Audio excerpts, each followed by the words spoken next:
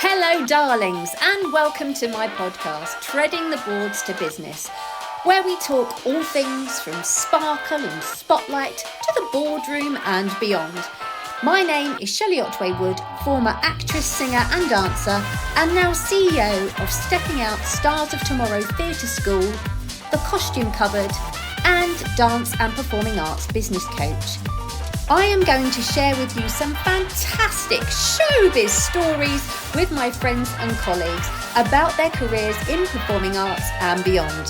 So let's open these curtains and step into the spotlight. Hello, and welcome today to my very own Skin and Blister, my little Anna, my little Tilly, Hayley Otway-Richardson. How fabulous to have you on the show. Thank you very much for having me. I'm very excited to hear all the things that I don't know about you, because Oh, there God. obviously are bits and pieces that obviously when I was away, probably working at that point, like when you were growing up and things like that, because obviously, you know, I am a lot older than you, which I'm sure you'll love to share. At least 20 years.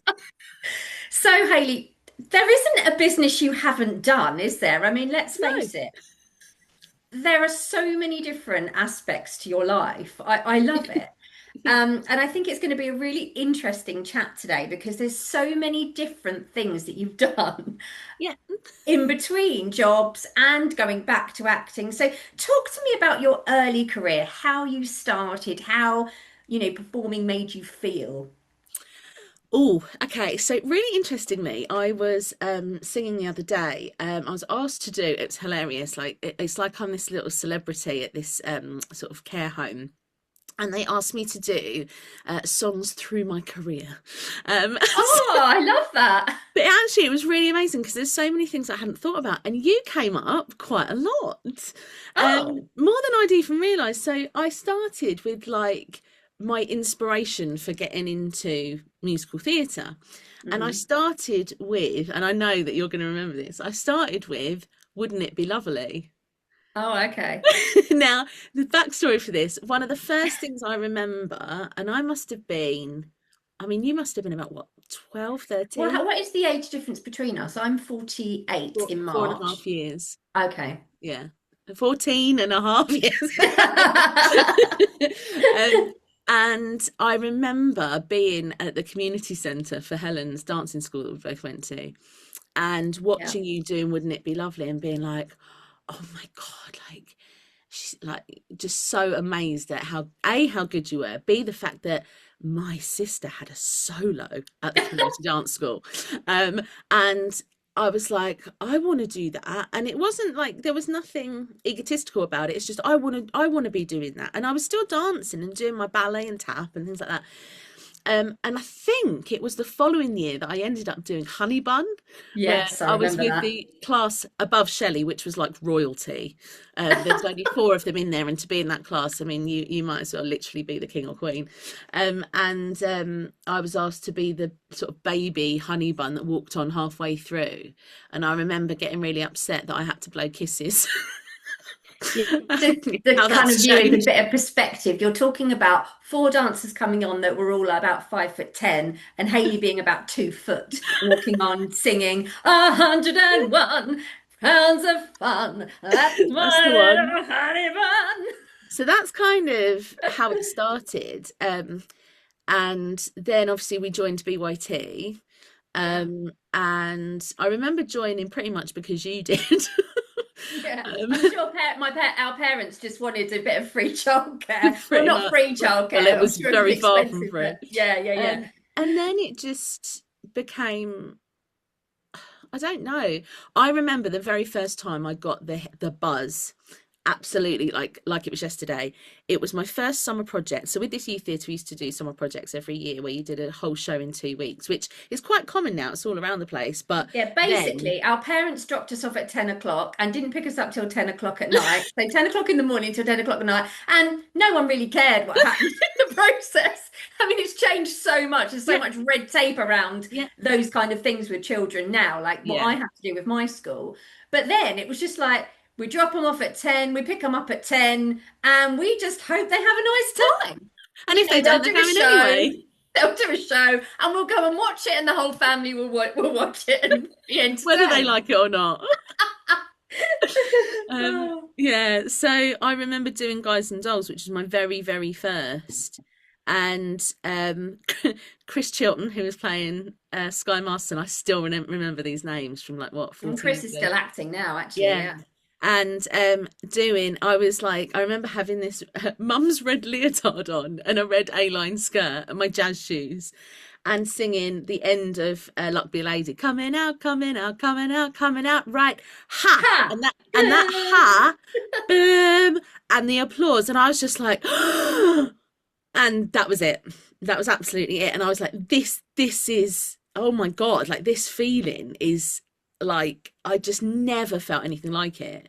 And that was it for me. And then I think as things progressed, I mean, I had a car accident when I was 19 and broke Yeah, my I actually was going to back. talk to you about that. But just before we go into Oh, that, because sorry. that was obviously a very pivotal point in your career, which Mm. obviously something that I kind of wanted to talk about that a little bit later, but Okay. with dancers kind of coming into, when they get injured and things like that. But let's just talk about your time at drama school. Like, how was that? Oh my God. So I'll leave Arts Ed for when we talk about my accent because Yeah, yeah, it was only a sure. short spell. So I auditioned for Mountview. I was basically at a point where I was like, I'm going to apply for anything and everything because I couldn't dance anymore. And I didn't know, I'd always been seen myself as more of a dancer than anything else until that point. And then I was like, God, if I'm not a dancer, what am I? Okay, well, let's leave it up to the gods. I'm gonna apply for every course I can see that I think I might like, and I'm gonna be open-minded, and whatever lands in my lap, we'll see what happens. Um, and cutting a long story short and many auditions short, I got a place I got a scholarship at a few places, but the one that I really loved was Mountview because I felt like I had when I'd auditioned for Arts Ed previously. I felt like the longer I was there and the more I was myself, the more they liked me, and so I felt like I belonged straight away. Um, Lovely. the biggest issue And I was, think that's really interesting, isn't it? That belonging, because I yeah, definitely felt like that when I went to GSA. I definitely yeah. felt like there was kind of, oh, this is the place I want to go to. Yeah, because I think but prior to auditioning, I think there's a kind of naivety about the fact that you think that every school's the same, that it's just getting into drama school. And actually, it's not, Yeah, because you might go to one that is perfectly right for you, and you might go to another one, the exact same course that's just not right for you, or the place is right, but the people in your year aren't. You just don't gel, or yeah. and It's then interesting, isn't it? Because I loved, and actually, this is how we're very, very different. From the same family, but very, very different in yeah. in every aspect of our life, really. But I remember going to GSA and everyone sitting by the river and learning their lines, and I'm thinking, oh, I love that. I Yeah, love the yeah, fact that I can sit there with the sun beaming, learning my lines by the river, and there yeah. was you, like, almost being knifed in London. Like. Oh my God. So there's a story. My friend Yvonne, who went on to play Bok on tour, bless his heart, he looks like Frodo. He literally looks like I forget his name. The guy who plays Frodo. My brain. He's literally shorter than me. So what, 5'1", I think. Sorry, Yvonne. That says a lot. You're Yeah. tiny. Dark hair, really piercing blue eyes, beautiful, very talented Welsh actor, who's gone on to do loads of stuff. And he, bless his heart, he was mugged 4 times so they wouldn't insure his phone. I'm not sure that's something we should laugh about. Oh, he does, it's fine. But bless his heart, I mean, like, he wasn't hurt, thankfully, But but it it was was Wood like the Green. ghetto, wasn't it? It It was the was ghetto. like the It was Wood Green. I ghetto. mean, they're in Peckham now, but like, they've got their own building and stuff, and I'm sure they've got security guards. But yeah, Wood Green. I mean, it was literally like, as a woman, we didn't walk home on our, you didn't go to Wood Green on your Ah. own. But the great thing was that even if you just went to the local pub, the people watching was insane. And we did people watching when I was at Arts Ed, but in the heart of The Chiswick, and ghetto. the beautiful, no, at Arts Ed, it was Oh beautiful. yeah, Art Ed's lovely. You're Yeah. sitting in the cafe window observing, oh, what animal are they? Oh, what energy, what element would they be? In Wood Green, it's like, are they going to nick your purse? Or who's that nutter over there who's talking to the bin? Who's like, but the thing is, it was really enlightening because, you kind of, I think we all have this perception that most people are like us.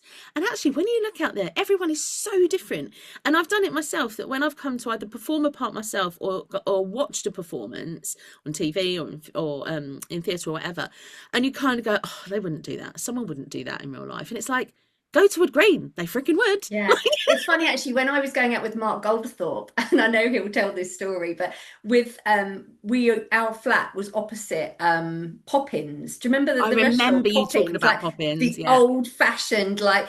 And he used to. I mean, these were the days where people would smoke in the cafes. Yeah. So he'd go in there with his cigarette and his mug of coffee, and it was a mug because it was like Poppins. Yeah. And he'd come out and he'd be like, oh my God, like I saw this guy today. And he'd write notes about, these Yeah. characters and stuff that he found. It Yeah. so Because it was mad. interesting when you and I went to see Mark in Henry VIII, in Anne Boleyn, Anne the musical Boleyn. the other month. Oh my gosh. Um, it was really lovely talking to you about it, because I think what's really interesting as well is the process between you and I is very different. Because like Yeah. I remember when we did, do you remember for Sharp Academy when we did the duet and we did For Good? Oh yeah, and the And I microphones didn't work. distinctly remember this moment where you were like, well, on this bit I'm going to face this way and I'm going to turn there and you can look at there, and it was very like prescriptive kind of, this is what we will do, and Almost we will kind of do. Disney-like. Like when you're in a Disney show, like Beauty and the Beast or Yeah, something, but your arm goes there on on that note, and and you're I yeah, think and I think it comes from you doing, for the majority of your like high-end professional training, it was musical theatre, whereas the majority of mine was was acting. acting. Yeah, And yeah. so for Interesting. me, it was all about, you've got to be organic, you've got to respond in the moment, don't pre-plan, learn your lines, know your thought process, but then be free in the moment. Which I know to you, I remember distinctly what your words were that I can't repeat on here. And you were like, oh Hayley, don't be so, let's say, cheesy. Oh Hayley, don't be so cheesy. Just do what you're going to do and do it every time. And I was just like, the actor in That's me so was unorganic. horrified. Whereas I was like, Shall, just do it and just we'll see what happens and we'll just sort of like be in the moment. And I heard what I said in your head and was like, oh, good God. Oh, good God, yeah. And it's so Um, funny because I think it's that focus on choreography and meticulousness, and yes. the kinds of musicals and work that you've done had Mm, to be very like that. yeah. Whereas with me, having done Shakespeare and more plays and that kind Yeah, of more definitely. musicals, it's different. It's It's just a a different slightly different process. approach. Yeah. I mean, Mm, even though GSA was predominantly acting training, yeah, I mean, my career was only at the end was really musical, was plays, and yeah, that was right at the end of my career, very much so. All the way through was very, very, the carousels, the 42nd Streets, the Anything Goes were all very yeah, cheesy musicals. Absolutely. yeah, Talk to us about that pivotal car accident, Hayley, because I know that that was a really significant change in your career. And I know that if there's any graduates listening, you think about the backup plan. You think about what yeah, can I do? And that comes up a lot in our industry, doesn't it? Well, what are yeah, you going to do if it doesn't work out? What is your backup plan? yeah. I think for me I think mum had a big influence in my backup plan, which was basically her plan A for me. um i think um I think the three of us were quite pigeonholed in a way, me, you, and our brother Matt. I Okay. think it was very much, I was seen as the academic, you were seen as the performer, and Matt was seen as the kind of tradesman, hands-on kind of career. Yeah. And I think what was hard for me was the transition into, and it was a bit of a coming of age thing while I was at uni, of having the courage to say to mum and basically let her down and say, this is my oxygen is performing, and it's nothing to do with wanting to be like Shelley, and it's nothing to do with wanting to be any, it's nothing to of anything other than the fact that that feeling I had in Luck Be a Lady, that's Mm. it.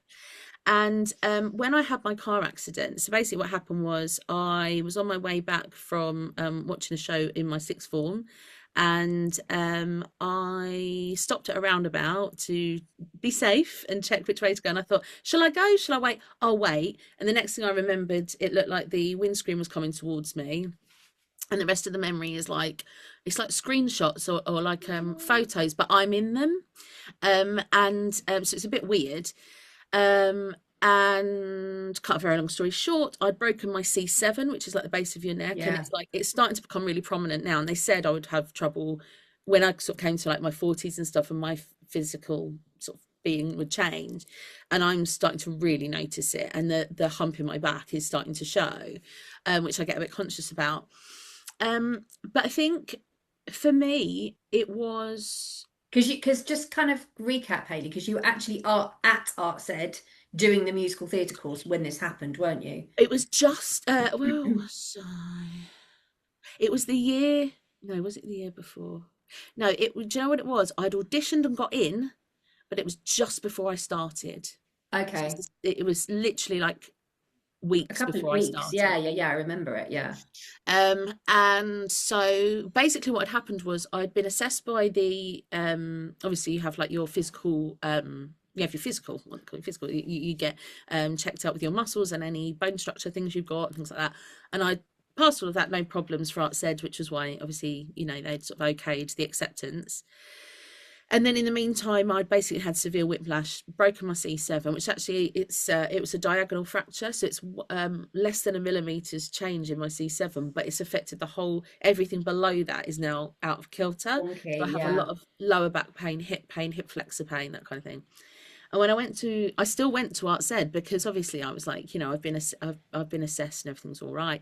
When I went there, I told them what had happened. But that around that time, there was very much this feeling of you get suck it up and get on with it, which was what we'd always And been taught. that's 100. interesting, isn't it? Because I've got Kim Rogers coming on in a few weeks' time, and she talks about well-being and the well-being of a dancer and how things have changed and Yeah, much trying to change our industry. Because, I remember going on in Carousel with a broken hand. yeah. You just did it. You No, I did not. remember when we did a youth project when we did Annie and you were Grace. Do you remember I sprained my wrist on stage, and I would have been what, age 11, and I was on stage with tears coming down my face singing "Fill Every Stocking with Laughter" Yeah, I mean, you just got on with in a it. rehearsal, because it was that dancer Yeah. mentality was, if you're not dead, you're on stage, you Yeah, know. yeah, very much so. I mean, even in Anything Goes, when I caught my foot caught in the swimming pool trap, and I was off the show for I like remember 4 months. I was really, really bad. And even then, I went on for the finale, and I was literally the sweat was just pouring off me yeah. where I was in such shock. But you did not stop then. It was not allowed. You No, just got on with it, you I know. don't, I think as well, like, I think for you and I, it wasn't allowed very, very early on, even at dancing school, even though we went to a really lovely dance school with a Yeah, we really lovely, did. understanding teacher. It was just, I think, the experience with other dancers from maybe more strict dancing schools when we then went to youth theatre at Yeah. the Yeah, yeah, Bethley yeah, Theatre, yeah. little plug there. I think that was what we absorbed. And the people Yeah. we worked with were working with professionals in the industry, even as kids. And so, and you knew it even then how competitive the industry was, and it I was mean, almost taught to you like basically don't let your understudy on because they might be better than you and you might yeah, not get yeah, a yeah, contract next year. absolutely. That was Yeah, basically where it came absolutely. from. I mean, I remember one of our dance teachers and I won't mention her name, but one of our dance teachers at GSA going, Dr. Footlights, Dr. Footlights, Yeah, and you Dr. just went Theatre on we and had, but you just the footlights took over and you just got on with it. And if yeah, you were injured or you were sick or you had a bad throat, you went on, yeah, and I the play's the remember. thing, it's about the show. Yeah, and apart from that time in Anything Goes where I physically couldn't walk, in my whole career I was never off. No. Like I just didn't go off. I daren't. I It's think interesting. I think there's a change in mentality now as well. Something that I was taught at Mountview that was trying to get me out of that mindset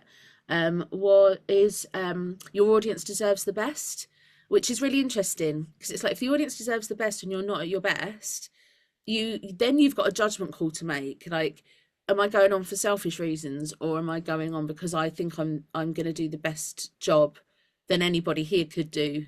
You know, not that I you're a think better person, COVID but very much changed our industry because the swings and the understudies and stuff like that were never really appreciated. It was like, no, you know, you just went on and you were just an understudy and it was almost looked down upon. yeah. But I think now, like since COVID, Mm. and obviously multiple people having to go on second, third, fourth covers, people who hadn't even necessarily, I mean, I remember Six, the musical, somebody Yeah, I just was gonna going say on so. who, you know, I think it was one of the writers or something who'd actually gone on Yeah, it was. before, Yeah, he you know, did. because it was such a tricky time during the COVID times that our industry was affected so much that you, again, like it was never allowed, you weren't, it wasn't that you weren't allowed before, you felt like you weren't It was allowed before. ingrained in you that you Yeah, shouldn't. it was that discipline, wasn't it? That Yeah. was that was the epitome of professionalism. If you can go on with like Dying. five broken hands and limping and dragging an arm behind you, then it was like, oh, well done,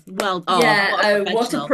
what a You are pro, pro, darling. oh Yeah. darling, yeah. Bow down. Whereas now it would be like, are you being ridiculous? Number one, your health is more important, and number two, you're actually affecting the show The for other people. show. You know, Yes. and Yes. That's it's really really funny how interesting. in both ways the focus is on the show, really. Um, Although now it's a bit more compassionate to the actor, but I think it's definitely about the show, but a very different perspective on it, you know? Yeah. Yeah.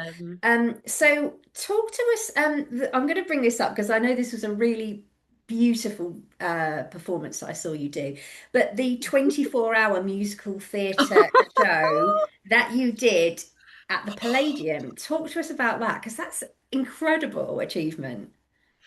I never, ever, ever thought I would ever get to perform on a West End stage as someone who was cast rather than, you know, doing volunteer or, you know, whatever. Um, so to get cast as a lead and the girls that I was up against, my God, like they were insane. And I still don't know to this day quite how I did it.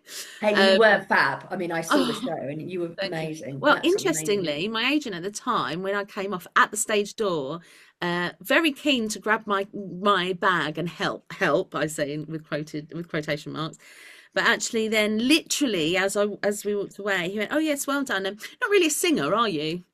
And I was Who like, said "Oh, that? Your agent? yeah, my agent. Yeah, Oh I my swiftly God. dumped him because I got approached by several after that performance, which was great. But yeah, and that I've carried that with me definitely, That's and I so really try sad to because take your it back. voice is beautiful. Oh, thank you. You're the sister. You have to say that, and Well, I've no, made but you. Oh I no, mean, I think we're both very honest with each other. I think, yeah, you know, as we've got older, I think we have that now. Where I think maybe very much so when we were growing up, there was almost that kind of sibling rivalry, you know, and maybe you kind of living in my shadow a little bit because of what I was doing was so um it wasn't like just going and working in a bank, was it? no, You no, no, know, I was no. obviously performing, living the dream, doing what I was Yeah, doing. And you were so much younger. You kind of look up. You know, I've got Matt absolutely. Sterling coming on next Oh, week, and you know me. I remember looking at him and like looking up to him. So mm, I, sister, you probably do that. You know, whereas definitely.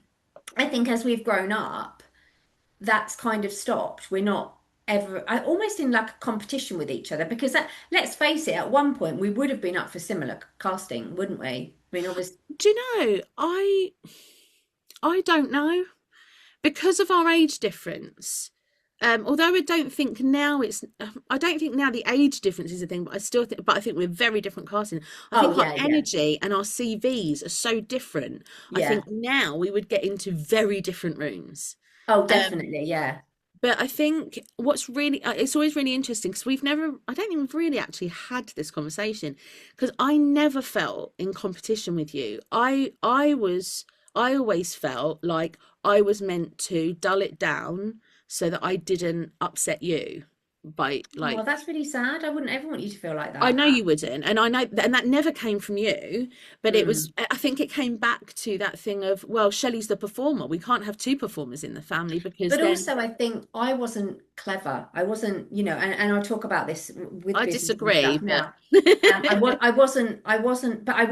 I didn't get amazing GCSE results. I didn't get amazing A level results. I did A levels purely to get into GSA. I feel like my kind of time in terms of the academia has kind of come later, much, much later in my life, where I've actually really enjoyed learning and yeah, enjoyed the business side of things. Whereas at school, I hated school. yeah, I hated that. I loved art. I loved, which yeah, is interesting going back to that now. yeah. Those of you who know me well, I've It's just lovely to started see that. doing Yeah. an art class once a week, which is I love. Mm. But I was it was almost like part of my head was cut in two, Yeah. and science and maths and numbers and anything to do with anything technical was like asleep. And then the other side was like, I'm here. Well, I think, Artist, the creator, the mm, dancer, the singer, all of that was great. Um, but the other side was almost like, yeah, wasn't asleep, was asleep, I think whereas it's you were really very interesting. clever naturally. Well, I think what's really interesting is obviously, sort of fast forwarding a bit. I'm now tutoring, and having done in the middle of my psychology masters, looking into diagnosing ADHD and potentially autism if I get to study that much. Right, Um, wow. and from my tutoring, and I teach a lot of students with some with additional needs, some not. And I'm a firm believer in that it is absolutely the word, I actually don't really like the word clever, because I think it's exclusive. I think it excludes people. And I don't think the ability to churn out memorized formulas or um, systems or vocabulary, I don't think that's a measure of cleverness. And I Hmm. think, you know, intelligence and cleverness, if you like, is it comes from how you're taught. And I think when I Yeah, think back to you being at school, your maths and science teachers were hideous to you. So of course yeah, you they couldn't were. learn because you were managing your anxiety. And I Mm. think that is something that was so overlooked, even in the mainstream, not even in performing arts, but even in the mainstream. Um, and I think now, because we're allowed to teach with compassion, and I think because now, I mean, I was literally having this conversation the other day about how my approach is so out of the box. My focus, I actually couldn't care less. It sounds really bad. Any parents listening to my tutoring, please don't listen. But initially, I don't care about what my students are churning out. It's about how they're receiving what I'm teaching them. And if they Yeah, and don't that's probably like why you me, get such great results. So go back possibly. a little bit, Hayley, because we've Sorry. skipped slightly. No, no, no, not at all. Obviously you did your show at the Palladium, which was and Yes. I just do want to talk about that a Yeah, little bit yeah, more yeah. because it was it 24 hours or 48 hours? So it was 20, it was oh God. So I you think it was learnt it them. was 48, it was 24 hours over 48 hours, I think. So So you basically what happened basically, yeah, was, explain what happened to us. yeah, so basically we started rehearsals on the Friday night at 7 o'clock. We did sleep. Just, well, I didn't. I actually had, of course I did. I actually on the Thursday was diagnosed with the bird flu that was Gosh, of course you did. of But course I was. because you So had to go on, I had no voice on the Thursday, nothing. Like really? God, I nothing. Yeah, watched that I was show. You staying were at amazing. Damien Sands, who is the He's coming on actually in a couple of oh, is weeks. he? Yeah, Oh, yeah. yeah, he's head of casting at UK Productions, and he I was staying at his house the night before because he was producing and helping. I can't remember what his role was at the time because he's done so many roles in so many shows I've been in. I couldn't tell you because I didn't know what I was doing half the time. Yeah, so I was really ill. Anyway, so we started rehearsing on the Friday night, and the first thing I learnt was the dance break in what's the finale? God, I can't even remember the finale songs. There's a big like dream sequence, It was the massive, Dream Ballet, wasn't it? yeah, dance number with the beautifully wonderful Sam Harrison. And we literally had half an hour to learn a 6-minute ballet. And God knows how we did it. And And it we was did it like, and that incredible. was And on it the was Friday night. beautiful. Bearing in mind, we'd done the entire musical from Friday night, and we performed it Sunday at 2 o'clock. Or was it 7? It might have been 7 actually. But we had the tech at 2. I remember that. Yeah, 2 o'clock I've got in my head. And then you perform it that night to a packed Palladium. Yeah, Hilarious. sold out. I remember walking on my first scene. I have a letter. Yeah, Polly has a letter. Everyone else has already been on stage, and everyone's going, "Oh, it's great! Oh, it's great!" And I'm like in the wings, thinking, "What the hell am I doing here?" I didn't even train in musical theatre properly. All those doubts before I went on. Yeah. Channeled my inner Mountview. Need to be in character. Polly Baker would not be worried about things like this. So I've got my letter in my hand and I walk on, and oh my god, I felt like Adina Menzel. They applauded when I walked on. I was like, Ah, oh maybe god. that was me. I think that was me going, Probably. come on, I this is think my it was, yeah, sister. you and a couple of strategically placed friends. And I just remember walking on and looking at my letter in my hand, and my hand was shaking. And I was like, oh, good God, I don't know my line. Oh, good God, I don't know my line. And then it just came out. And I think the amazing thing about that was I remember being on stage on my own, and like, God, like, it doesn't even seem real now. Imagine being out on the Palladium, my first thing out of getting out of drama school, where, bearing in mind, the 4 or 5 years prior to this, I've been told I wouldn't walk properly. I couldn't be a performer, full stop. Then I couldn't be a musical theatre performer. I would never dance again. I would never walk properly again. Like all these things, and it's like, And there you are playing Polly in the West End. I'm like, I'm Hilarious. sorry, what? Tell me I can't do something again. So Yeah. then I remember sitting on the cart of hay on my own, singing the last note, well, not the last note, but over me, that bit, and being like, and it's it felt like an eternity, that note. And I just remember being like, for a second, I'm really sorry, Amir Karangi at Mountview, I came out of character. um for a second in my head I was like, oh my god, what if I never ever get this again? And it was just like, then I'm going to enjoy it, I'm just going to love Yeah. it. But you did And you were then went on and did various other musicals, yeah, plays, worked really, really, worked, pretty consistently. And then and then obviously now let's talk about how you kind of transitioned out of performing for quite a while. And then yeah, I know you've kind of recently gone back, but there was quite a long time where you kind of didn't perform, wasn't there? yeah. And what you did during that time. So, I when I was at Mountview, I met a beautiful director, fabulous girl. She actually works at the Globe now, Emily Jenkins. She does it's a really good TikTok thing of like Shakespeare facts, which I love. You know, I'm obsessed with Shakespeare. And so if you're on TikTok, have a look at that. Excuse me. And she told me about this tutoring company that does, I was talking to her, I was in like epic debt, and because some people in my family had been to drama school first, there was not much, and I'd been to university, there wasn't much money left. My poor parents No. trying to pay like for umpteen degrees. So I was obviously funding drama school myself, outside of the scholarships, my living and stuff. And it was Emily said to me, oh, I work for a tutoring company, this into I don't know, 2007, 8. So I basically applied to them because my degree previous to that, when I'd been at university, was in English literature for 2 years. Then I had my emotional epiphany, had the courage to tell mum I was, with a massive email explaining why I was going to do major in performing arts for my last year. Still meant that my degree was English literature with performing arts. So with that, Was it's that at basically, Roehampton? no, that was at De Montfort in Oh, okay. Bedford, Yeah, yeah, yeah. which is now Bedford University. Okay. So excuse me. So then we what did I do? Started tutoring. And that degree was what basically set me up for that.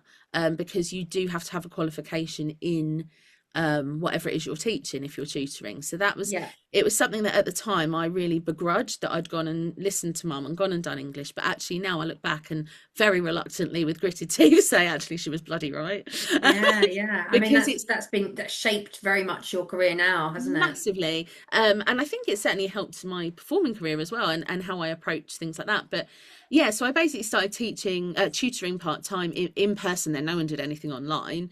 And that kind of, when I left Mountview, I then started working for Smart Teachers, working as a TA it was actually in, I did a few different schools, just sort of like as a cover teacher, and then ended up working for a school in Hampstead. I was in Kilburn's Hampstead School, where they had a huge special needs department. And there were so many actors that worked there, because I just think actors have that, firstly, they have that kind of fun-loving approach. They're also constantly thinking of other things. They've got that play mentality of, let's find another way of trying it. If that doesn't work, let's try something else. That kind of Yeah. never get beaten down. And And so, actually nothing ever being wrong. yes, You know, absolutely, actually, absolutely. it's not like you're going to say this line and this is how you're going to do it, because it Yeah. will evolve all the time. You know, Absolutely, absolutely. So I ended up working there on and off for 2 years. I remember initially turning down High Society, which was upstairs at the Gatehouse, because I couldn't afford to do it, even though I really wanted to. I was cast as Liz, and they kept phoning me like, "Please come and do it, please come and do it," oh, and which I was surprised at, because I was like, I really did not, even then after doing Crazy for You, did not rate myself at all, probably because of what the agent said. And so in the end I did do it, and it was amazing, because I actually got I was put up for Best Actress in the Offies, in the Off West End Awards in 2010, and I lost out to Jessie Buckley. But I was really chuffed that I got down to the last two. Like, how is I that? mean, that's It just doesn't amazing. seem Yeah. real. Um, so But yeah, even at so Mountain View, kind of skipping back slightly, even at Mountain View, when you did your final show, yeah. you did a musical, didn't you? Yeah, so in your final year at Mount View on the acting course, they would do the whole year is split into three projects each term. And the final one was, they have one of them is a musical, and we did The Fix, and I played Violet, which was insane. That, I think, out of everything, actually, I mean, I Crazy for You and saw that, Violet. and honestly, you were amazing in that, Hayley. It was, you know, and that's where I think we're very different, because your dancing was always much, much, much better than mine. Like your Oh my God, are you dancing. kidding me? No, no. No. I mean, I remember seeing your dancing that night and thinking, geez, and your legs just like flicking right behind your head. Like I was never that dancer. I was never that flexible dancer like you were. But it's really Um, interesting, because I think you've always attributed a good dancer to being on flexibility, whereas actually I can't turn for toffee. Like, I'm petrified of a double pirouette because I get scared in my feet. So I'm like, I can't dance. Isn't that funny? that's And mad. it's Yeah, so funny it how is. these different judgments we put on ourselves and others, Yeah. and how we term what is good and bad. And actually, it's not about good or bad; it's about suitability for the role. And I think what I felt what I loved about that role is, it's like the Lady Macbeth of musical theatre. It's such an unsung role for women, Yeah. because you get And you to get play, to play two characters, don't you? You get her like her younger life, you and get then was three it three? ages of the same character. Yeah, the So the fifth. character arc was amazing. And then, sort of going back to what you were saying about Mark Goldthorpe, like we used to do loads of backstory, and I feel that really equips me to feel valid in performing a role when I know their history. And so I Yeah. read up on loads of the first women of America. And it's like, Okay. it was fascinating. Like Eleanor Roosevelt, my God, read her biography. It's insane. Oh Um, wow. and sort of like Hillary Clinton, and like their approach and how they've dealt with things, how they've dealt with infidelities and things like that. And it makes them, you've got to go one way or the other. You've either got to be hard as nails, or you've got to come across as this submissive American, sort of like, say American Beauty, not sort of what I mean, this the Kind all of the femme the fatale almost, isn't it? yeah, the all American kind of sweet, submissive, oh, I'm just so happy for my husband kind of thing. When actually, very often, it has been the women behind those men that have been pulling the strings and making things happen and covering up a lot of the problems. And that's what it was with Violet, except that she wanted to be the first lady. And it was so challenging for me because I'm not someone who naturally wants to be in the spotlight. And I know that sounds really ironic, but I don't. I feel so much more comfortable in front of people when I'm told what to say, or I'm playing a character, so if you don't like me, it's okay. Whereas as me, I find it really tricky. And so I got to play I had to find a way to justify what this character was doing so that I didn't judge her as this horrible person and be like, well, why is she doing And it? play her completely like that, you know, like almost like one dimensional, because you Yeah. didn't play her like that at all, you know. Well, what's really interesting is what came down to my kind of character study-ish was it was based Mum will kill me. It was based on a mix between Mum and Cruella de Vil. Mum is going to kill you for this. I know, she'll hate me, don't play it to her. I tell you why, because it wasn't about anyone who looks at Violet sees her as the villain. But when you're playing a character like that, no one thinks they're the bad guy. No one in the world, no one thinks they're the bad guy. So it's like I had to find a way as Violet to justify my actions and be okay with it and see that it was for the greater good. And so that's what it was. And that's how I then got to do I was petrified, but I got to do a drunk song. Like not just a drunk scene, but a drunk song. Yeah. That was bitter and nasty. And I'm not saying that's Mum. That was more the Cruella de Vil side. But having that mix of warmth and grit and determination and the things that Mum had been through and how we'd seen her cope and not cope and like, you know, and, you know, that mental decline to then pick yourself up again and kind of find that inner strength to then carry on despite it everything. Before, you know. So I think like it's really interesting to do roles like that, especially when you don't have that kind of nature. And it was interesting. I got into the mindset of like when I was in rehearsals and stuff. I didn't realize my mentality is to almost like beam in on people's weaknesses so I can help them. Whereas with Violet, I beamed in on people's weaknesses to note them so I could use them to get what I wanted. And it was like, God, like people think like that, and that's okay nice, as long as they're not horrible. But, fascinating. So anyway, we've kind of gone back again, which is fine. I know it's like so much. But obviously we've also talked about obviously the change into your tutoring business, which is very, very successful. And I know several students who have been through it because they've come through my school and come to you and they've come out with glowing results. But you also have a singing business as well. So, you know, being told you couldn't sing, how do you market your singing and how do you kind of get into places for that role now? So I actually do. A couple of people have actually trained in doing this. A couple of friends of mine who have been at different theatre schools and things like that have been amazing singers, or have been at not youth theatres, amateur groups, but have never gone into it professionally, but definitely could have done. And they've wanted to do more of it. And basically, it's just being a bit brazen. I think one of the things I learned from so I did a network marketing business called Arbonne, which I did for 12 years and got to regional vice president qualification for, which is just ridiculous. I don't even know how I did that. So much about it was sort of self-learning and self-improvement and, you know, reading business books, which to me, I'd always thought business was crunching numbers, learning these things, and it's not. It's about personal development, personal growth. Absolutely. And I think what I learned from that gave me the courage to just ask. Like if you don't ask, it's already a no. Whereas if you ask, there's a 50% chance it'll be a yes. So although I'd be petrified every time, it's just a case of for me, I basically literally woke up New Year's Day, and I think it was 20, I was trying to think about this the other day, I think it was 22, 23. You've been doing it quite a while, haven't you? Well, I'd been doing it for years without it being labelled a business. It was just, oh, would you come and sing at this? Oh yeah. Or what do you charge? Or I don't know, just whatever. Because I always thought they were doing me the favour by having me there. Hayley. I'm so not business minded like you. So I literally woke up New Year's Day and I was like, right, At this point in my life, I've got a son with extreme special needs who I'm in the middle of trying to fight a tribunal for, who can't leave the house because he's so anxious. I've got a husband who a year before that, 2 years before that, started having seizures every day out of nowhere.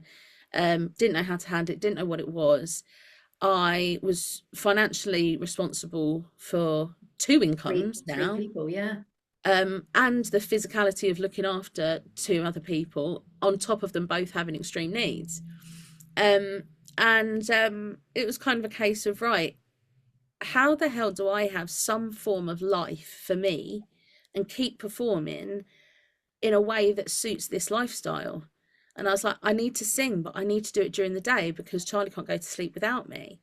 So I was like, right, where can I sing during the day? Weddings. Okay, right. I don't think I'm good enough for weddings, but I could probably do, I was thinking like ceremonies and doing Disney and stuff like that. I was like, yeah, I could do that. So I literally just made a Facebook page on that first day, 1st of January. And I was like, what can I call it? Oh, what's something to do with weddings? Always and forever. Oh, and this is one of the things as well. Starts with an A. That's good. Me thinking in my old school mindset of like the When yellow someone's Googling pages. it, yeah. Starts with an A. It'll be seen first. Yeah, good Always and point. forever. Got a wedding feel. Didn't even research the name to see if anyone had it. Just like, that's what I'm doing. Always and forever wedding singer. And I launched it, invited loads of friends on Facebook. Didn't really expect much to come from it. But then over the next couple of weeks, started looking up wedding fairs. And the problem with that is they are about £150 a time. Yeah. So at first I was like, well, I'll do one. And I scraped together the money. In fact, I think I might have borrowed the money off you. And I don't think I've had that back. bloody cheap. Always pay back. Might be a couple of years later, but I always pay back. I had no equipment. I didn't know what I was doing. I was petrified. And I was like, okay, I'm just going to turn up. I need a speaker and a microphone. I had the worst PA system. And I got a pop-up banner because, you know, that meant you were successful and established. So I got a pop-up banner off Vistaprint that was about 30 quid. So for the grand price of about 200 quid, 250 quid, I started up this business on New Year's Day because I just decided, booked this wedding fair, and what I hadn't anticipated was I would be standing singing for 6 to 8 hours. Oh my God, of course. And I was like, yeah. why did I not think about that? But from that, I got 3 weddings. And then, of course, being me, I absolutely crumbled and went, oh, good God, what have I done? Like, I don't know what to do. And then you just learn on the job. Like, you know, it was kind of like, I was like, okay, well, then what I need to do, if I am getting booked for weddings and they've heard me sing, I must be all right. So where can I now advertise where I don't have to pay £150 a time? So I then did, went on Hitched, and I found Pop Top, and what was the other one? Last Minute Musicians. So I went on those. I created a sort of like, what do you call it? And how many years later are we now, Hayley? Like only 5 years later. Okay, so you've been doing it for 5 years. Officially, yeah. Although I've been doing it for way longer. And how many weddings and stuff do you do on a yearly basis now? Oh my God. I'd say I probably do at least a wedding a month. That's amazing. And I also sing in care homes, which I find brilliant for doing audition songs.